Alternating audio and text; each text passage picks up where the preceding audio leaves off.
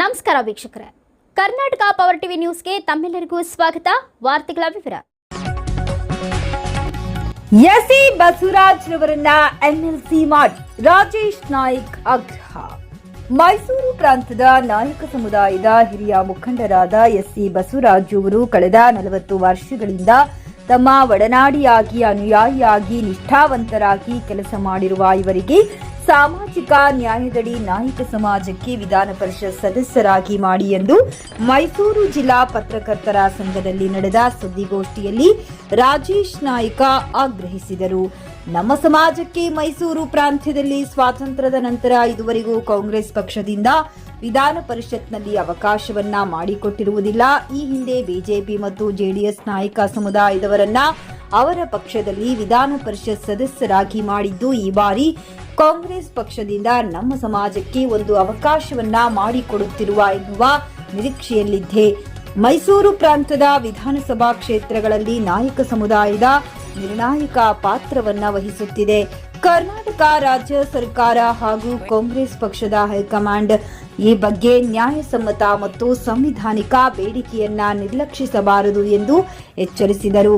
ಈ ಸಂದರ್ಭದಲ್ಲಿ ಕರ್ನಾಟಕ ರಾಜ್ಯ ಏಕಲವ್ಯ ವಿದ್ಯಾರ್ಥಿ ಪರಿಷತ್ ಅಧ್ಯಕ್ಷರು ದೀಪಕ್ ಪಾಳ್ಯಗಾರ, ಸಿಂಹದೇವ ಸಾಹುಕಾರ ಹುಂಡಿ, ನಿರಂಜನ್ ಕಹಳೆ, ಶಿವರಾಜ್ ಜಿ ನಂದಗೋಪಾಲ್ ಹಾಜರಿದ್ದರು.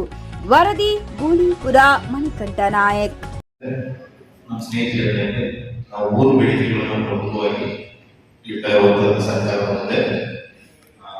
ಮೊದಲಿಗೆ ಉಗ್ರಪ್ಪರಿಗೆ ರಾಜ್ಯಸಭೆಗೆ ಸದಸ್ಯರನ್ನಾಗಿ ನೇಮಕ ಮಾಡಬೇಕು.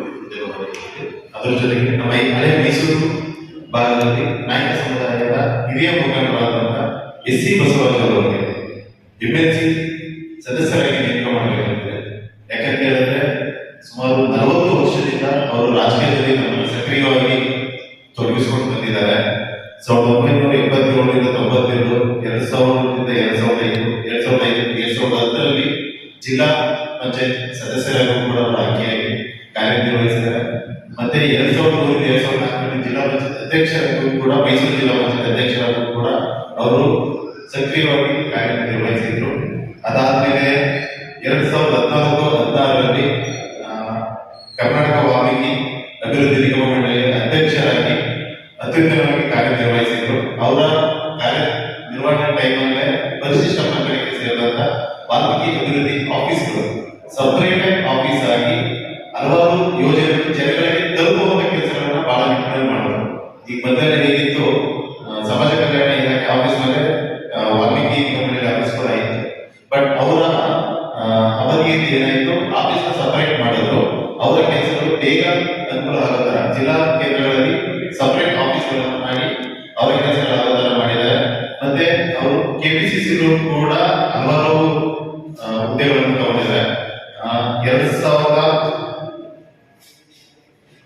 ಕೆಪಿಸಿಸಿ ಕಾರ್ಯದರ್ಶಿಯಾಗಿ ಉಡುಪಿ ಜಿಲ್ಲಾ ಉಸ್ತುವಾರಿಯಾಗಿ ಕೂಡ ಯಶಸ್ವಿಯಾಗಿ ಕಾರ್ಯ ಮಾಡಿದ್ದಾರೆ. ಅದರ ಜೊತೆಗೆ ಇವಾಗ ಅಲ್ಲಿ ಪ್ರಧಾನ ಕಾರ್ಯದರ್ಶಿಯಾಗಿ ಚಾಮರಾಜನಗರ ಜಿಲ್ಲೆಯ ಕೊಳ್ಳೇಗಾಲ ವಿಧಾನಸಭಾ ಕ್ಷೇತ್ರ ಮತ್ತೆ ಗುಂಡ್ಲುಪೇಟೆ ವಿಧಾನಸಭಾ ಕ್ಷೇತ್ರ ಇದರಲ್ಲಿ ಉಸ್ತುವಾರಿಯಾಗಿ ಕಾರ್ಯನಿರ್ವಹಿಸಿದ್ದಾರೆ.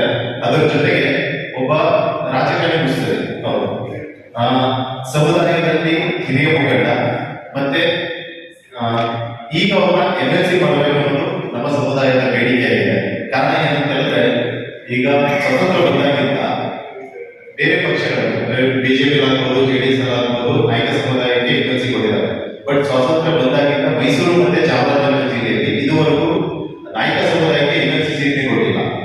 ಇದು ಬಹಳ ಅನ್ಯಾಯ ಆಗ್ತಾ ಇದೆ. ಇವಾಗ ಇರೋದ್ರಲ್ಲಿ ಕೇಪಬಲ್ ಇದ್ದಾರೆ, ಎಂಎಲ್ಸಿ ಸೀಟ್ಗೆ ಕೇಪಬಲ್ ಇದ್ದಾರೆ.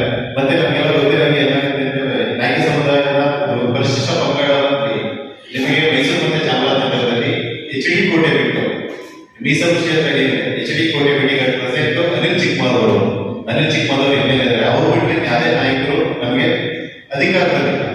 ಅದಕ್ಕೋಸ್ಕರ ಇನ್ನೊಂದು ಅವಕಾಶನ ಎಂಎಲ್ಸಿ ಕೊಡಬೇಕು ಅಂತೇಳಿ ನಮ್ಮದು ಒಗ್ಗರಣಿನ ಬೇಡಿಕೆ ಇದೆ. ಅವ್ರನ್ನ ಮಾಡಲೇಬೇಕು. ಕಾರಣ ಏನಂತಂದ್ರೆ, ಪ್ರತಿ ಸಲ ನಾವು ಬೇಡಿಕೆಗಳನ್ನ ಇಡ್ತಾ ಇದೀವಿ, ಅದಕ್ಕೊಂದೊಂದು ಕಾರಣಗಳನ್ನ ಹೇಳಿ ಮುಂದುವರಿಸ್ಕೊಂಡು ಬರ್ತಾ ಇದ್ದಾರೆ.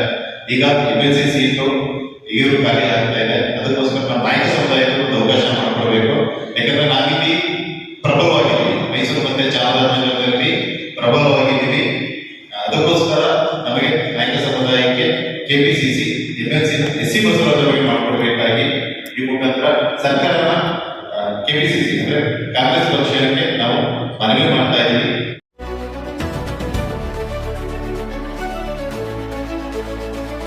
ನೈಜ ಸುದ್ದಿಗಾಗಿ ನಿರಂತರವಾಗಿ ನೋಡ್ತಾ ಇರಿ ಕರ್ನಾಟಕ ಪವರ್ ಟಿವಿ ನ್ಯೂಸ್. ನೀವು ಇನ್ನ ನಮ್ಮ ಚಾನೆಲ್ ಸಬ್ಸ್ಕ್ರೈಬ್ ಮಾಡಿಲ್ಲ ಅಂದ್ರೆ ಕೂಡಲೇ ಸಬ್ಸ್ಕ್ರೈಬ್ ಮಾಡಿ, ಲೈಕ್ ಮಾಡಿ, ಕಮೆಂಟ್ ಮಾಡಿ ಮತ್ತು ಶೇರ್ ಮಾಡಿ.